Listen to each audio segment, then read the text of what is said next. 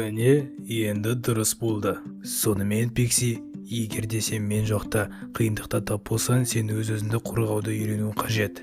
Мынау үлкен ашулы жануар сені ренжіткісі келеді. Сен сонда не істейсің? Сәлем, мен Пиксимін. Өтінемін, мені ренжітпес, иә?